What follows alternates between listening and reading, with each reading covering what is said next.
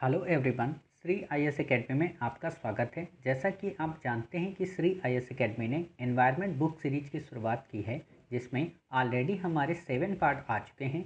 ये हमारा पार्ट 8 है। इसमें हम देखेंगे वो कौन सी इम्पोर्टेंट शब्दावलियाँ हैं जो प्रीलिम की दृष्टि से काफ़ी इम्पोर्टेंट हैं। तो चलिए शुरू करते हैं। जैसा कि आप जानते हैं कि हमने अपने प्रीवियस पार्ट में प्रदूषण के संदर्भ में काफ़ी सारी शब्दावलियों को जाना था कि प्राथमिक प्रदूषक क्या होते हैं, द्वितीयक प्रदूषक क्या होते हैं, जैव निम्नीकृत क्या होते हैं, जैव अनिम्नीकृत क्या होते हैं। उसी दिशा में बढ़ते हुए अब हम देखेंगे कि वास्तव में प्रदूषण को मापने के मापदंड कौन है, नेशनल लेवल पे कौन है और वायु गुणवत्ता सूचकांक के रूप में कौन से हैं। जब हम इन चीज़ों को पढ़ते हैं तो ये तो हम करंट अफेयर्स में पढ़ लेते हैं कि इन्हें जारी कौन करता है, लेकिन यूपीएससी अब क्या करती है कि इनके इंडिकेटर्स पे प्रश्न पूछती है। ऑलरेडी यूपीएससी ने वायु प्रदूषण गुणवत्ता सूचकांक पे प्रश्न पूछा है कि इसमें कौन कौन से शामिल हैं और कौन से इंडिकेटर नहीं शामिल हैं। तो आपको बस इसमें इंडिकेटर ही याद रखना है कि तो राष्ट्रीय व्यापक वायु गुणवत्ता सूचकांक मापदंड, इसमें कौन से प्रदूषक हैं? बेसिकली 12 प्रदूषक हैं, लेकिन हम 11 को ही याद रखेंगे क्योंकि एक का पता नहीं वो किस में मिक्स कर दिया गया है। क्लियर। पहला है सल्फर डाइऑक्साइड SO2, दूसरा नाइट्रोजन डाइऑक्साइड NO2, तीसरा PM10, चौथा PM2.5। आप में से कई सारे लोगों को लगता होगा सर ये PM का क्या मतलब होता है। PM का मतलब होता है पर्टिकुलर मैटर, अर्थात पर्टिकुलर मैटर का जो साइज है ना वो 10 mm का होगा। समझ गए, मिलीमीटर का। जैसे आप हमेशा देखते होगे नैनोमीटर क्या होता है और माइक्रोन क्या होता है, तो उससे भी ये छोटी इकाई है। खास तौर पर आप ऐसे समझो कि जब आप प्रदूषित जो वाहन होते हैं उनके पीछे आप देखना हो जो कालिख निकलती है, या आपने अपने घर में दिए वगैरह जलाए होंगे तो उन दिए से जो कार्बन निकलता है ना वो वास्तव में PM को डिसाइड करता है। क्लियर। PM10 शामिल है, PM2.5 शामिल है, ओजोन O3 शामिल है, सीसा अर्थात Pb शामिल है, कार्बन मोनोऑक्साइड CO शामिल है, आठवां अमोनिया यानी कि NH3, benzene C6H6, arsenic AS और 11 कौन सा है, निकेल Ni। क्लियर। 12वें का पता नहीं, ये कहीं मुझे मिला ही नहीं। क्लियर। मैंने काफ़ी सर्च किया, इतने ही मिल गए, काफ़ी हैं। कई बार 8 ही सिर्फ दिखा रहे अलग अलग वेबसाइट पे। समझ गए। तो आपको ये बिल्कुल 11 के 11 एक बार देख लेने। इनमें से 8 तो कॉमन है किसमें, वायु गुणवत्ता सूचकांक में, तो केवल आपको 3 ही याद रखने पड़ेंगे। क्लियर। अब देखते हैं वायु गुणवत्ता सूचकांक में कौन से हैं। 8 प्रदूषणकारी तत्व हैं। PM10 है, PM2.5 है, नाइट्रोजन डाइऑक्साइड है यानी कि NO2 है, ओजोन है, अमोनिया है NH3 अर्थात, सल्फर डाइऑक्साइड है SO2, कार्बन मोनोऑक्साइड CO और लेड यानी कि सीसा या PP। आपको इन्हीं 8 में से प्रश्न पूछ लेगा कि क्या इसमें PM10 है, तो आप कहोगे हाँ है। वास्तव में इसमें क्या नहीं है आप ये बताइए। देखिए ये तो याद करना आसान होता है कि क्या नहीं है, लेकिन ये कठिन होता है क्या है। क्लियर। तो हम उस चीज़ को याद कर लें जो हमें पता हो कि हाँ इसमें क्या नहीं है। इसमें ऑक्सीजन है क्या, नहीं है। इसमें कार्बन डाइऑक्साइड है क्या, नहीं है। कार्बन मोनोऑक्साइड है। और आप देखेंगे हर बार आपसे यही प्रश्न पूछा है कि क्या कार्बन डाइऑक्साइड है, तो आप कहोगे नहीं है। कभी वो कार्बन डाइऑक्साइड लिख के देता है, कभी वो CO2 लिख कर देता है। तो बच्चे CO और CO2 को लेकर कंफ्यूज रहते हैं। समझ गए। तो आपको बस ये पता हो कि क्या नहीं है। होता है क्या कि हम लोग क्या करते हैं ना, तैयारी को बड़ा गलत तरीके से करते हैं। इसलिए स्मार्टर तैयारी यही होती है कि जो है तो वो पता है, जो नहीं है वो कौन से हैं, तो हम उनको देख लिए कि हाँ भाई साहब कार्बन डाइऑक्साइड इसमें नहीं है। समझ गए। फिर है कुछ बेसिक जानकारी के लिए कि इन्होंने लाल, नारंगी, हरी व श्वेत श्रेणी नाम के रंग के मापक बनाए, अर्थात कि कितना खतरे के आधार पर किस कलर को हम शो करेंगे। श्वेत का कलर क्या हो, श्वेत का पोल्यूशन का लेवल क्या होगा, हरे का क्या होगा, नारंगी का क्या होगा, लाल का क्या होगा। कई बार आए दिन आप न्यूज़पेपर में सुनते रहते हो कि अब हजार्डस हो गया है, अब उससे भी ऊपर लेवल हो गया है। तो ये सारी चीज़ें हैं। क्लियर। फिर आता है बूम्स, सोरेबेंट्स, स्कीमर एवं ऑयल जैपिंग क्या है। आपसे सिंपल सा प्रश्न पूछेगा कि सोरबेंट्स, स्कीमर और बूम हाल ही में चर्चा में रही शब्दावलियाँ संबंधित हैं।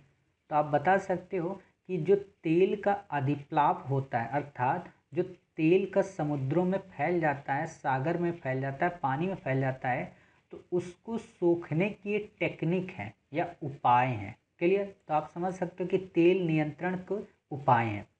ऑयल जैपिंग पे यूपीएससी ने प्रश्न पूछा है, इसीलिए मैंने इसे नहीं बताया। आगे के मैंने वर्ड आपको बता दिए। अब आप समझ गए कि हाँ, ये चार जो शब्द आ जाएँ, बूम्स क्या है, सोरबेंट्स क्या है, स्कीमर क्या है, ऑयल जैपिंग क्या है, ये सब तेल आदि प्लाव नियंत्रण के उपाय हैं।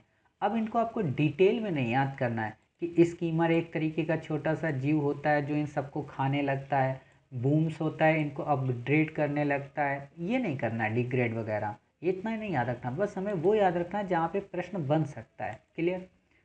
फिर आता है कि उच्च तापमान पर जल में ऑक्सीजन का विलयन कम होता है, अतः उद्योगों से निकले अपशिष्ट गर्म जल को जब जलाशयों में डाला जाता है तो वह उनकी डीओ की मात्रा को कम कर देता है। डीओ की मात्रा लवणता बढ़ने पर घटती तथा दाब के बढ़ने पर बढ़ती है। अब आप लोगों के मन में आ रहा होगा, सर ये डीओ क्या है, डीओ क्या परफ्यूम है क्या जो हम यूज़ करते हैं? तो बिल्कुल नहीं, वो डीओ नहीं है ये। इसका डीओ का मतलब होता है डिजॉल्व्ड ऑक्सीजन। डिजॉल्व्ड ऑक्सीजन का क्या मतलब होता है? जल में घुलित ऑक्सीजन की मात्रा। आप हमेशा देखते हो ना कि पानी में ऑक्सीजन की कुछ मात्रा होती है। क्लियर? आप H2O पढ़ते हो ना, H2O में ऑक्सीजन और हाइड्रोजन दो उसमें तत्व होते हैं, एलिमेंट्स होते हैं, तभी तो पानी में बनता है। तो उसमें ऑक्सीजन की जितनी मात्रा होती है वो कम है या ज़्यादा है, इस बात को मेज़र करने के लिए डीओ वर्ड का यूज किया जाता है। अब ऑक्सीजन में मात्रा जल में ऑक्सीजन की मात्रा किससे बढ़ती है किससे कम होती है, ये आपको पता होना चाहिए। जैसे आप देखोगे कि जब टेम्परेचर काफ़ी ज़्यादा होता है, क्लियर, तो ऑक्सीजन की मात्रा जल में कम हो जाती है। और इसी चीज़ को कौन बढ़ावा देता है कि उद्योगों से जो अपशिष्ट निकलता है वो काफ़ी गर्म होता है, तो जब वो जलाशयों या तालाबों में जाता है तो वहाँ पर ऑक्सीजन की मात्रा को कम कर देता है। और जब ऑक्सीजन की मात्रा कम हो जाती है तो उसमें निवास करने वाले जो जीव जंतु हैं वो मर जाते हैं। क्यों? ऐसा तो है नहीं कि वो उस तालाब से बाहर निकल कर पड़ोस वाले तालाब में गए और वहाँ से ऑक्सीजन ले ली, या उनके पास ऐसा ऑक्सीजन सिलेंडर का कोई सिस्टम तो होता नहीं। इसीलिए आप कई बार देखोगे कि आपको आए दिन न्यूज़पेपर में मिलता होगा या अपने गांव में देखते होगे कि फला तालाब की सारी मछलियां मर गईं। मरने का एक सबसे बड़ा रीज़न ये भी होता है कि उसके टेम्परेचर उसका बिल्कुल समाप्त हो गया। क्लियर? फिर आता है कि डीओ की मात्रा लवणता बढ़ने पर घटती है। अर्थात क्या है कि अगर डीओ में मतलब जो जल है अगर उसमें नमकीनपन ज़्यादा है, खारापन ज़्यादा है, तो वहाँ पर क्या होगा कि डीओ की मात्रा कम हो जाएगी। क्लियर? और जो पानी जितना कम नमकीन होगा उसमें डीओ की मात्रा उतनी ही ज़्यादा होती है। समझ गए? तथा दाब के बढ़ने पर बढ़ती है। अर्थात अगर किसी भी जल को जब प्रेशराइज किया जाता है तो उसमें ऑक्सीजन की घुलित मात्रा बढ़ जाएगी। इसीलिए आप देखना जो ऑक्सीजन के सिलेंडर होते हैं वो क्या होते हैं, वो बेसिकली उसमें इसी चीज़ को प्रेशराइज करके ही तो भरा जाता है। समझ रहे हो? तभी वो आपके लिए एक सिलेंडर काफ़ी काम कर जाता है। समझ गए कि वास्तव में डीओ का क्या मतलब है। अब डीओ को परिभाषा के रूप में देखते हैं। आपसे इन दो लाइनों पे देखिए प्रश्न पूछ सकता है कि डीओ के संदर्भ में सत्य कथन है, लवणता बढ़ने पर यह घटता है या दाब के बढ़ने पर यह घटता है, तो आप बताओगे सर पहला तो सही है कि लवणता बढ़ने पर घट जाती है, लेकिन आपने दूसरा गलत बताया क्योंकि दाब के बढ़ने पर ये बढ़ती है, घटती नहीं है। क्लियर? अब देखते हैं डीओ का क्या मतलब होता है। डीओ का मतलब होता है डिजॉल्व्ड ऑक्सीजन, अर्थात ये जल में घुलित ऑक्सीजन की वह मात्रा है जो जलीय जीवों के श्वसन के लिए आवश्यक होती है। समझ गए? अर्थात ये वो मात्रा है जो जल में रहने वाले जीवों को सांस लेने के लिए सहायक होती है। समझ गए? जब जल में डीओ की मात्रा 8.0 मिलीग्राम पर लीटर से कम हो जाए तो ऐसे जल को हम संदूषित जल कहते हैं। क्लियर? आपसे ये वैसे पूछेगा नहीं लेकिन याद होना चाहिए कि हाँ, जब उसमें 8.0 मिलीग्राम पर लीटर कम हो जाती मात्रा तो हम कहते हैं वो जल संदूषित है, अर्थात पीने योग्य नहीं है। और जब उसमें यही मात्रा 4.0 मिलीग्राम पर लीटर से कम हो जाए तो हम कहेंगे ये सबसे ज़्यादा पॉल्यूटेंट जल है। अब आप में से कई सारे लोगों को लग रहा होगा कि सर हम इसका उपयोग कहाँ कर सकते हैं। तो जब आप जल के बारे में लिखते हो ना मेंस के ऑप्शन में, कुछ क्वेश्चन में, तो वहाँ पे आप ये लिख सकते हो कि डीओ किस तरीके से प्रदूषित जल को प्रमोट करता है, तो आप वहाँ पे बता सकते हो। समझ गए। और एक आपका वर्ड बन जाएगा एनवायरनमेंट का। फिर आता है बीओडी। बीओडी का क्या मतलब है? Biological oxygen demand. नाम से ही समझ में आ रहा, बायोलॉजिकल का मतलब क्या है? जीव। देखो जहाँ पे आपको मैं कई सारे वर्ड बता रहा हूँ, ये वर्ड आप हमेशा याद रखिए। जहाँ पे आपको बायो वर्ड मिले, क्लियर, आगे कहीं पे भी लगा मिले, बायो रेमिनेशन, बायो एक्यूमुलेशन, उनका संबंध केवल और केवल होता है जीवों से। क्लियर। जहाँ पे आपको फाइटो वर्ड मिले, समझ गए, उसका संबंध होता है पादपों से। जहाँ पर आपको लैक्टो मिले, उसका संदर्भ होता है दूध वाली पदार्थ की वस्तुओं से। क्लियर। अब आप समझ गए कि जहाँ पर ऐसे वर्ड आपको मिलेंगे ना, तो आप यही समझिएगा, बायो का मतलब जीवों से, और फैक्टो का मतलब पादपों से, या फाइटो का मतलब पादपों से, लैक्टो का मतलब दूध से। क्लियर। तो अब कहीं पे भी आप बायो वर्ड देखोगे, उसका मतलब समझ जाना बायोलॉजिकल। और यही चीज़ अगर आपको पता हो तो आप कई सारे ऑप्शन ऐसे ही एलिमिनेट कर सकते हो बिना नॉलेज के, थिंकिंग बेस पे। समझ गए। तो बायोलॉजिकल ऑक्सीजन डिमांड का मतलब क्या हुआ? जीवों के लिए जो ऑक्सीजन की आवश्यकता है उसे कहते हैं बीओडी। क्लियर। अब इसको परिभाषा में देखते हैं। ऑक्सीजन की वह मात्रा जो जल में कार्बनिक पदार्थों के जैव रासायनिक अपघटन के लिए आवश्यक होती है, वो कहलाती है बायोलॉजिकल ऑक्सीजन डिमांड। जैव रासायनिक अपघटन ऑलरेडी आपने पढ़ लिया है कि जीवों को जो रासायनिक अभिक्रियाएं करनी होती हैं, अर्थात जीवों को जो अपना खाना खाना होता है, उसे पचाना होता है, उसे अपघटित करना होता है, उन सारी प्रोसेस के लिए जिस ऑक्सीजन की ज़रूरत पड़ती है, वास्तव में वही होती है बायोलॉजिकल ऑक्सीजन डिमांड। क्लियर। जहाँ पर बायोलॉजिकल ऑक्सीजन डिमांड ज़्यादा होगी वहाँ डीओ कम होगा। इसका क्या मतलब? काफ़ी अच्छा संबंध है। इसका मतलब ये है कि बताओ कि जब जैव रासायनिक अपघटन कार्बनिक पदार्थों के लिए ज़्यादा से ज़्यादा ऑक्सीजन की डिमांड होगी, तो आप बताइए जो जल में ऑक्सीजन घुली है उसकी मात्रा कम होती जाएगी कि ज़्यादा होगी? कम होती जाएगी। अर्थात जिस जल में बीओडी की मात्रा ज़्यादा होगी, या जिस जल में जैव पदार्थ काफ़ी ज़्यादा होंगे जो कार्बनिक पदार्थों को रासायनिक अपघटित करेंगे, तो वो ज़्यादा से ज़्यादा ऑक्सीजन का उपयोग करेंगे, कम से कम करेंगे? ज़्यादा से ज़्यादा करेंगे। और जब ज़्यादा से ज़्यादा करेंगे तो डीओ वहाँ पर तो एक सीमित मात्रा में थी, तो वो डीओ कम हो जाएगी या ज़्यादा हो जाएगी? कम हो जाएगी। क्लियर। तो आप समझ गए कि जहाँ पर बीओडी ज़्यादा होगा वहाँ पर डीओ निम्न होगा। अर्थात जल प्रदूषण की मात्रा को बीओडी के माध्यम से मापा जाता है। आपसे ये भी प्रश्न पूछा जा सकता है कि जो जल प्रदूषण है उसको मापने के लिए हम डीओ का इस्तेमाल करते हैं, तो कहेंगे नहीं साहब, डीओ का नहीं करते, हम किसका करते हैं? बीओडी का करते हैं। क्लियर। अब आता है कि बीओडी के माध्यम से केवल जैव अपघटक का पता चलता है, साथ ही ये बहुत लंबी प्रक्रिया है, इसलिए बीओडी को प्रदूषण मापन में इस्तेमाल नहीं किया जा सकता। इसका क्या मतलब हुआ कि देखो, हमने यहाँ पे भी क्या पढ़ा? जल प्रदूषण की मात्रा को बीओडी के माध्यम से मापा जाता है। अच्छा, यहाँ पे लगता है कि ये मिस हो गया। यहाँ पे जल प्रदूषण को बीओडी के माध्यम से नहीं है, यहाँ पे जल प्रदूषण को डीओ के माध्यम से मापा जाता होगा, लेकिन बीओडी के माध्यम से केवल जैव अपघटक का पता चलता है। सॉरी, लाइन सही लिखी है, ये मेरी तरफ से मिस्टेक हो गई। लाइन सही है, वास्तव में ठीक लिखा है कि जल प्रदूषण को मापने के लिए हम बीओडी का इस्तेमाल तो करते हैं, लेकिन ये जो बीओडी केवल जैव अपघटक का पता लगा पाती है, और साथ ही काफ़ी लंबी प्रोसेस होती है। इसलिए कई बार क्या होता है कि हम इसे प्रदूषण के मापन में इस्तेमाल नहीं करते, हम डीओ को कर लेते हैं। क्लियर। यानी कि एक तरीके का वैकल्पिक सुविधा है डीओ और बीओडी। क्लियर। फिर आता है सीओडी। सीओडी का क्या मतलब है? Chemical oxygen demand. नाम से ही समझ में आ रहा है, रसायन की बात कर रहा है।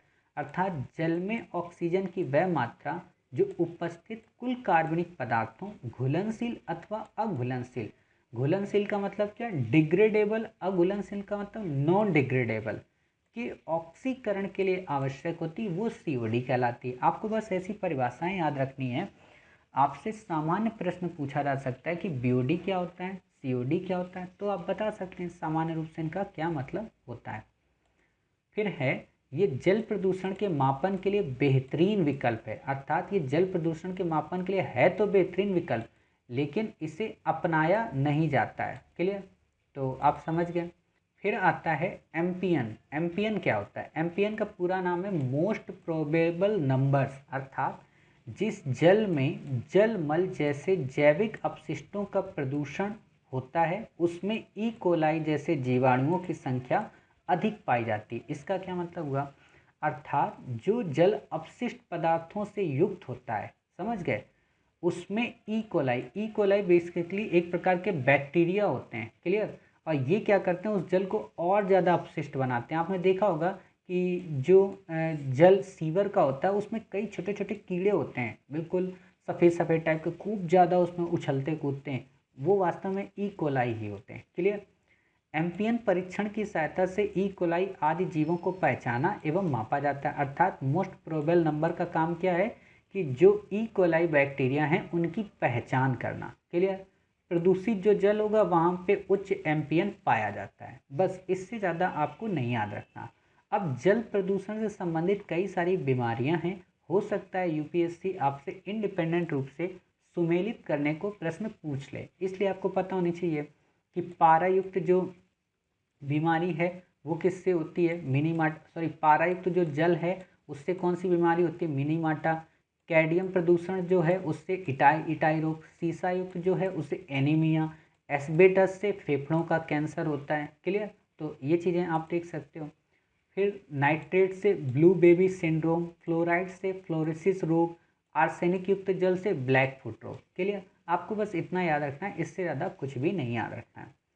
अब आता है सुपोषण, इट्रोफिकेशन। इट्रोफिकेशन का क्या मतलब होता है? काफ़ी इंपॉर्टेंट है। सुपोषण का आप पहले ऐसे मतलब समझो, सामान्य रूप से होता क्या है कि जैसे आपने कोई खाना खाया, ठीक है, जैसे ऐसे समझो कि मीट मांस वगैरह जैसे जो लोग खाते हैं, मांसाहार का जो सेवन करते हैं, उन्होंने मान लो मांसाहार खाया। मांसाहार खाने के बाद कुछ मांसाहार उन्होंने छोड़ दिया। वो छोड़ा हुआ मांसाहार कहाँ चला गया? उनके बेसिन से नाली में चला गया। नाली से वहाँ से वो कहाँ चला गया? आप बताइए। वो चला गया समुद्र में या तालाब में। उस तालाब में कई सारे ऐसे जीव रहते हैं जो मांसाहार का सेवन करते हैं। क्लियर, अब मांसाहार में क्या था? उसमें पोषक तत्व थे। अब वो पोषक तत्व कहाँ चले गए? तालाब में। और तालाब में उनको खाने के लिए कौन है? जलीय जीव। अब जब जलीय जीवों को बार बार ये पोषक तत्व मिलते रहेंगे तो वहाँ पर उनकी ज़्यादा एक तरीके से उत्पादकता हो जाएगी और वो उन लोगों को डिस्टर्ब कर देंगे जो उनको बैलेंस करते थे। होता क्या ना, श्रृंखला में पड़ी थी कि एक दूसरे को जीव एक दूसरे से खाते पीते रहते हैं। अब क्या हुआ कि मान लो मछलियों की संख्या नित्य बढ़ती ही जा रही, लेकिन वहाँ मगरमच्छ सीमित हैं क्योंकि उनको प्रदूषण, उनको मिल ही नहीं रहा खाने को उतना अच्छी चीज़ें। मतलब मगरमच्छ मछली अगर नहीं खाते हैं तो मैं कह रहा हूँ, वैसे खाते वो भी हैं, या कोई और जीव मान लो वहाँ पे जो पानी में रहता है, कछुआ को मान लो, कछुआ तो मछली नहीं खाता होगा। क्लियर, तो कछुआ की संख्या क्या होगी? कम हो जाएगी, तो वो बेचारा मरने लगेगा। क्यों? क्योंकि यही लोग फिर क्या करेंगे, इनकी संख्या ज़्यादा होगी तो प्रतिस्पर्धा करेंगे और इसको भगा देंगे कि चलो कछुए तुम यहाँ से निकल जाओ बाहर। समझ रहे? तो ऐसी स्थिति सुपोषण की होती है जो कि काफ़ी खतरनाक होती है। अब इसको परिभाषा के रूप में देखते हैं। अपशिष्ट जल के बहाव के साथ जब जलीय तंत्र में पोषक तत्वों का प्रवेश होता है तब अत्यधिक पोषकों की उपलब्धता के कारण शैवालों का तेज गति से विकास होता है, जिसे शैवाल ब्लूम कहते हैं। आपने शैवाल को पढ़ा था कि एल्गी क्या होते हैं। जैसे आप एल्गी को ऐसे समझ सकते हो कि आपने तालाबों में देखा होगा सर्दियों में और बरसात के टाइम पीरियड पे या गर्मी में ऊपर हरा हरापन आ जाता है, वही बेसिकली शैवाल होता है। उससे क्या होता है कि जब वो काफ़ी ज़्यादा मात्रा में आ जाते हैं तो सन की रेस नीचे नहीं जा पाती, अर्थात बेलांचल के बाद का जो सरोजोबी क्षेत्र है वहाँ पर, सरोजोबी क्षेत्र के बाद का जो वेलांचली क्षेत्र है वहाँ पर प्रकाश नहीं जा पाता, जिससे उन जीव जंतुओं को खाना बनाने में दिक्कत होती है और जिससे वहाँ पे वो सब मर जाते हैं, और इसे ही कहते हैं शैवाल ब्लूम। क्लियर, इनके व अन्य पोषक तत्वों के अपघटन के लिए सूक्ष्म जीवों को अत्यधिक ऑक्सीजन की आवश्यकता होती है। अब बताओ, जब ऑक्सीजन की आवश्यकता अधिक होगी और जबकि उसमें डीओ कम है अर्थात डिजॉल्व ऑक्सीजन कम है एक सीमित मात्रा में, तो प्रभावित नहीं होगी, जिससे जल तंत्र के अन्य जीवों को पर्याप्त ऑक्सीजन नहीं मिल पाती, जिस कारण वे मरने लगते हैं। समझ गए? इस प्रकार सुपोषण के कारण प्रजातियों की विविधता नष्ट हो जाती है। समझ गए कि कैसे नष्ट हो जाती होगी? मैंने ऑलरेडी एग्जाम्पल के माध्यम से बता दिया। अब आता है कुछ फैक्ट हैं। मानव के कान 20 हर्ट्ज से 20,000 हर्ट्ज तक की ध्वनि को सुन सकते हैं। इसे ही कहते हैं मानव का श्रव्य परास, अर्थात हम लोग जो आवाज़ सुनते हैं ना, वो वास्तव में 20 हर्ट्ज से 20,000 हर्ट्ज तक की आवाज़ सुन लेते हैं। अब आप इसको ऐसे समझ सकते हो कि अगर आपकी सहेली, आपका दोस्त अगर बिल्कुल धीमे बोला और आपको नहीं सुनाई पड़ रहा, तो उससे आप कह सकते हो भाई साहब 20 हर्ट्ज से ऊपर ही बोलो। अगर कोई बहुत ज़्यादा तेज़ बोल रहा है तो आप उससे कहते हो भाई साहब क्यों 20,000 से ऊपर जा रहे हो। समझ गए? तो ऐसे याद कर सकते हो थिंकिंग के बेस पे। फिर आता है भारत में ध्वनि प्रदूषण नियंत्रण के लिए पृथक अधिनियम का प्रावधान नहीं है। भारत में ध्वनि प्रदूषण को वायु प्रदूषण में ही शामिल किया जाता है। आपसे प्रश्न पूछा जा सकता है कि ध्वनि प्रदूषण को रेगुलेट किया जाता है वायु प्रदूषण अधिनियम के अंतर्गत या पर्यावरण संरक्षण के अधिनियम के अंतर्गत, तो आप कहोगे नहीं सर, वायु प्रदूषण अधिनियम के अंतर्गत इसे रेगुलेट किया जाता है, इसका अलग से कोई साउंड को लेकर अधिनियम नहीं बना है। समझ गए? अब आता है आयोनाइजिंग रेडिएशन। इसका क्या मतलब है? विकिरण जिस माध्यम से गुजरता है उसे परमाणु और अणुओं को आयनों में बदल देना ही आयनोराइजिंग रेडिएशन कहलाता है। आप जब केमिस्ट्री पढ़ते हो तो वहाँ पे आप कई सारे पार्टिकल्स पढ़ते हो, अल्फा कण, बीटा कण, गामा कण, या आप एक तरीके से ऐसे समझो, आप लेज़र किरणों का नाम सुनते होगे कि उसने लेज़र टेक्निक के माध्यम से अपनी बॉडी को ऐसे ठीक करवाया, उसने लेज़र टेक्निक के माध्यम से अपनी आँख की रोशनी पाई। वास्तव में ये वही चीज़ है। क्लियर? तो अल्फ़ा, बीटा, गामा, एक्सरे, पराबैंगनी, ये आदि जो किरणें हैं ये सब रेडिएशन में शामिल होती हैं। आप लोगों ने जब फेयर एंड लवली की क्रीम परचेज करते होगे तो उसमें लिखा होता है ना कि अल्ट्रा वायलेट सी से सुरक्षा करती है आपको। क्यों? क्योंकि अल्ट्रा वायलेट रेज ओजोन के डिप्लेशन के कारण, ओजोन के क्षरण के कारण अर्थ में आ रही हैं। तो अगर आप फेयर एंड लवली की क्रीम लगा लोगे या लगा लोगी तो आपके चेहरे पर किसी प्रकार की कोई दिक्कत नहीं आएगी। समझ गए? देखो, जब भी कोई चीज़ खरीदा करो ना तो सोच लिया करो कि वास्तव में उसका आपके सब्जेक्ट से क्या संबंध है, तो वो सब्जेक्ट, वो चीज़ें आपको काफ़ी अच्छे से याद हो जाती हैं। चलिए, अगला है नॉन आयोनाइजिंग रेडिएशन, अर्थात जो आयनों में परिवर्तित नहीं होते। इसे आयनों में परिवर्तित नहीं होने वाला विकिरण कहते हैं। अर्थात ये स्पेक्ट्रम, स्पेक्ट्रम का देखो सामान्य सा मतलब होता है किरणों को संकलित रूप से हम स्पेक्ट्रम कहते हैं। आप हमेशा सुनते होगे ना स्पेक्ट्रम घोटाला, 2G 3G, वास्तव में नेटवर्क वाली बात है, यानी तरंगों की बात से हम स्पेक्ट्रम की बात करते हैं। क्लियर? ये स्पेक्ट्रम की लंबी तरंग दैर्घ्य पर विद्युत चुंबकीय तरंगों से निर्मित होता है, जिनकी रेंज पराबैंगनी किरणों से रेडियो तरंगों तक होती है। क्लियर? अर्थात क्या मतलब हुआ कि जो नॉन आयोनाइजिंग रेडिएशन होते हैं उनमें जो स्पेक्ट्रम होती हैं वो लंबी तरंग दैर्घ्य की होती हैं जो कि विद्युत चुंबकीय तरंगों से निर्मित होती हैं, जिनकी रेंज पराबैंगनी किरणों से रेडियो तरंगों तक होती है। अर्थात जो विद्युत चुंबकीय तरंगे हैं उनकी जो लंबाई है वो पराबैंगनी किरणें और रेडियो तरंगों के समान ही होती है। इससे ज़्यादा अब आपको नहीं पढ़ना है कि सर विद्युत चुंबकीय तरंगों के बारे डिटेल में बताइए। आपने ऑलरेडी 12 किया होगा, फिजिक्स लिया होगा, तो काफ़ी डिटेल में आपने 2-3 टॉपिक पढ़े होंगे और उसमें फ्लेमिंग का लॉ, काफ़ी सारी चीज़ें आप पढ़ते हो, न्यूटन का गुरुत्वाकर्षण लॉ। खैर, हमें वहाँ यहाँ नहीं पढ़ना है। फिर आता है कि इन तरंगों में इतनी ऊर्जा होती है कि जिस माध्यम से गुजरती हैं उसके परमाणुओं और अणुओं को उत्तेजित कर देती हैं और उनके कंपन की गति बढ़ जाती, पर इतनी दृढ़ नहीं है कि उन्हें आयनों में बदल सके। इसका मतलब ऐसे समझो कि ये वो किरणें होती हैं कि जब इनको किसी अणु में या किसी परमाणु में के ऊपर डाला जाता है तो ये उनको उत्तेजित तो कर देती हैं। उत्तेजन का मतलब क्या होता है? उत्तेजना का मतलब होता है कि उनको सक्रिय कर देती हैं, यानी कि उनको मोटिवेट कर देती हैं। लेकिन उनको मोटिवेट तो कर देती है लेकिन उनके स्वभाव को पूरी तरह से बदल नहीं पाती, अर्थात उनको आयनों में, टुकड़ों में विभाजित नहीं कर पाती। अर्थात ये उतनी शक्तिशाली नहीं होती जितनी कि एक्सरेज वगैरह होती हैं। क्लियर? ताप प्रदूषण क्या होता है? ताप प्रदूषण तब होता है जब अपशिष्ट ऊष्मा को जल निकाय के भीतर छोड़ दिया जाता है। अपशिष्ट ऊष्मा को मतलब क्या हुआ? अपशिष्ट ऊष्मा का मतलब जैसे जो आप देखते हो ना कि ये गर्म जल का जैसे उपयोग किया जाता है, आप ऐसे समझो कि जैसे फैक्ट्रियों में गर्म जल का उपयोग किया जाता है ना कई सारे पदार्थों का बनाने के लिए, और उस गर्म जल को सीधे छोड़ दिया गया जल निकाय में, उससे क्या होगा, ताप प्रदूषण बनता है। क्लियर। ताप प्रदूषण क्या करता है, सुपोषण की क्रिया को बढ़ावा देता है। सुपोषण अभी आपने पढ़ा कि पोषक तत्वों को प्रमोट करता है, और सुपोषण की क्रिया को कैसे बढ़ावा देता है, क्योंकि टेम्परेचर ज़्यादा हो जाएगा, टेम्परेचर ज़्यादा हो जाएगा तो डीओ की जो मात्रा है वो कम हो जाएगी। आपने अभी प्रीवियस उसमें देखा, तो जब डीओ की मात्रा कम हो जाएगी तो सुपोषण की प्रोसेस ऑलरेडी ऑटोमेटिक बढ़ जाएगी। अब आपको समझ में आ रहा होगा कि हाँ डीओ का क्या मतलब होता है। फिर आता है भस्मीकरण। आपने आम जीवन में कई बार ये वर्ड सुनते होंगे, उसको भस्म कर दो, उसको जलाकर राख कर दो।